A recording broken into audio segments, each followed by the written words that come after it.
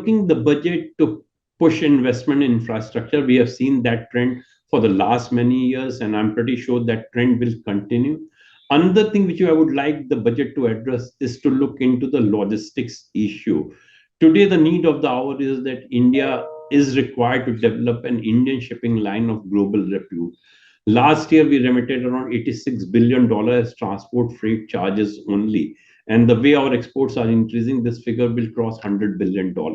If we have an Indian shipping line which gets even 25% of the share, we can save around $25 billion on year basis. Secondly, once we have our own shipping line, we will not be at the sole mercy of the foreign shipping line. All that is required is probably tweaking in some tax structure and maybe little fiscal support. Since Shipping Corporation of India is being disinvested, we hope that some of the large private sector players enter into the field and help the country to develop capabilities in the shipping sector also and makes us Atmanirbhar. The other issue which I would like the budget to address is to push and incentivize R&D. R&D and product innovation is crucial for sustaining in exports.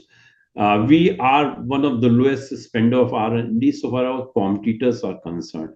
We are spending less than 1% dollar on 1% GDP on R&D, wherever our competitors countries are spending between 3 to 4%, and some of the countries like South Korea and Israel, they are at around 4.4%, 4.7%. We want R&D to be incentivized because it's a high risk area with a long gestation period.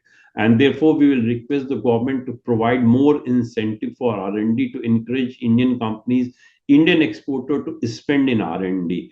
Today, we are seeing much more R&D happening only in the field of pharma, not in the other field. But if we want India to be a quality supplier of goods and more so of the innovative product, we require more spending on R&D, and government has to play a bigger role in that. We are not looking into an outright subsidy. We would like the R&D burden to be shared between industry and the government. So if industry is spending $1 in R&D, government provide a tax reduction which may be equivalent to $2, and assuming the tax rate be at 35%. So on a $1, 70 pence is being shared by the government, 30 pence is being absorbed by the industry. And I think this is something which will help the country, not only in export, but also in qualitative manufacturing.